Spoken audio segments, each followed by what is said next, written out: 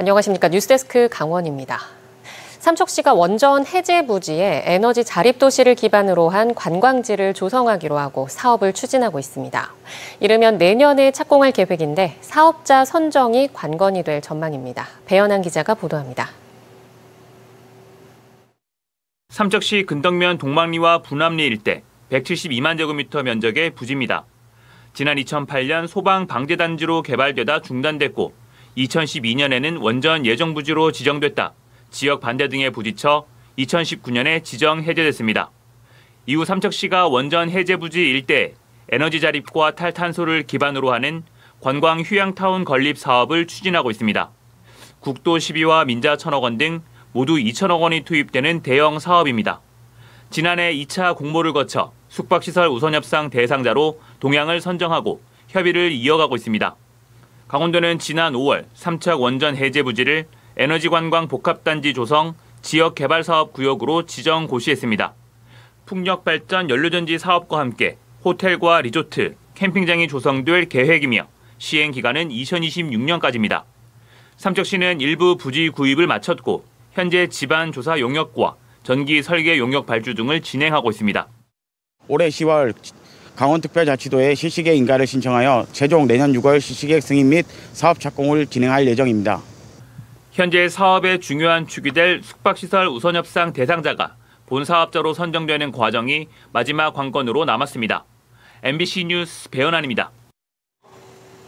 여름방학을 맞아 강원 지역에 대규모 청소년 문화축제가 이어지고 있습니다.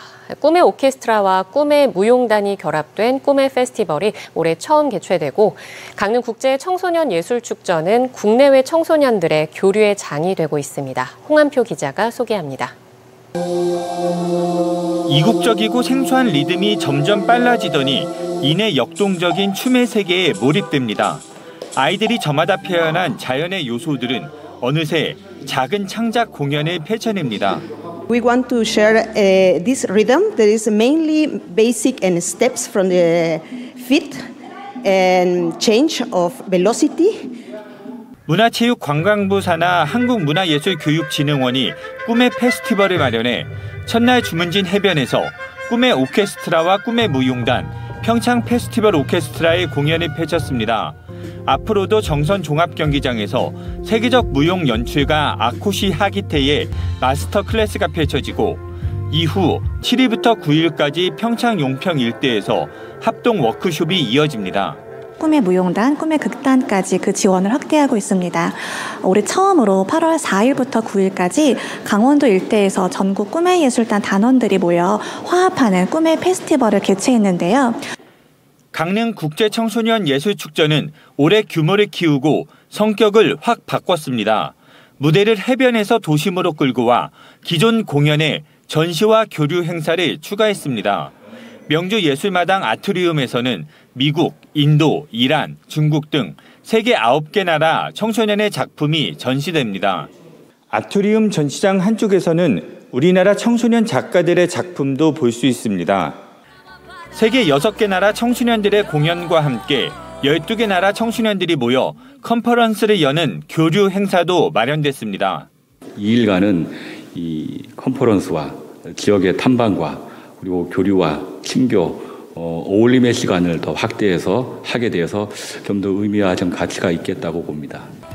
청소년들은 축제 속에서 평소 익혔던 다양한 재능을 통해 더 넓고 큰 세상으로 나갈 수 있다는 꿈을 키우고 있습니다.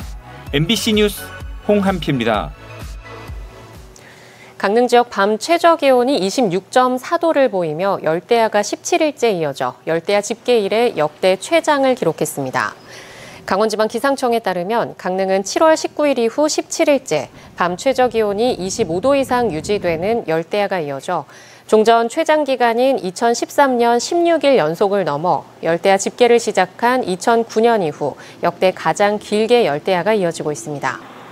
낮 최고 기온은 강릉 32.9도, 삼척 31.2도 등 어제보다 조금 떨어졌으며 정선, 임계 등 일부 내륙에는 강한 소나기가 내렸습니다. 기상청은 당분간 폭염이 이어지고 열대야가 계속되는 곳이 많을 것으로 내다봤습니다.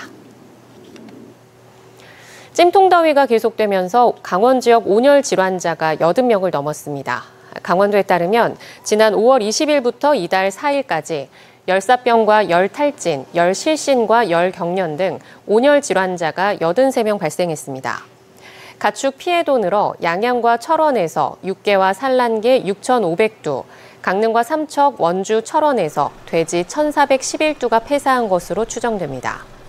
강원도는 시청과 군청 민원실을 무더위 쉼터로 개방하고 낮 시간 야외 농사일을 하지 않도록 현장 계도를 강화하고 있습니다. 강릉시가 2026 ITS 세계총회 개최를 앞두고 대시민 홍보 활동에 돌입합니다. 강릉시는 지난달 사천면에서 시작해 다음 달 초까지 지역의 21개 읍면동을 직접 방문해 ITS 세계총회와 ITS 시설 전반에 관한 설명을 진행하고 시민 공감대 형성에 나섭니다.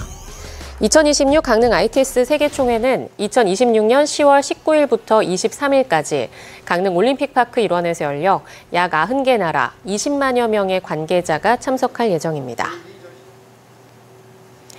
지난달 말 플라이 강원을 인수한 위닉스가 사명을 파라타 항공으로 바꿉니다. 새로운 사명인 파라타는 맑은 하늘빛의 색을 뜻한다며 차별화된 고객 서비스로 여행 경험의 패러다임을 바꾸겠다는 의미를 담았다고 설명했습니다. 파라타 항공은 저비용 항공사와 대형 항공사의 이분법 구조를 넘어 글로벌 하이브리드 항공사로 발돋움할 계획입니다. 광업 활성화로 한때 인구 10만 명을 넘기도 했던 태백과 정선 지역의 인구 감소세가 도내에서 가장 가파르게 진행되는 것으로 나타났습니다.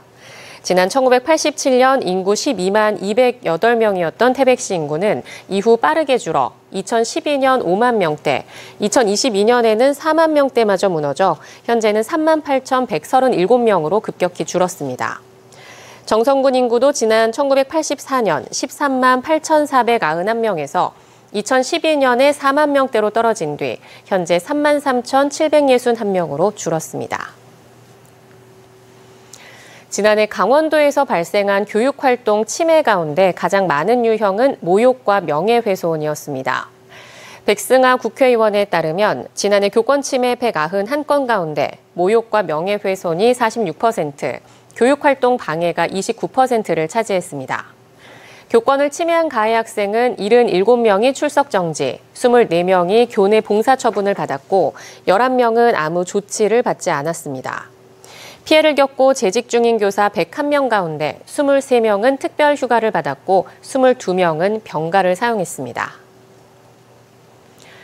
국민건강증진법이 개정돼 오는 17일부터 학교와 유치원 등 교육시설 주변의 금연구역이 확대됨에 따라 도내 지자체들도 후속 조치에 나섭니다.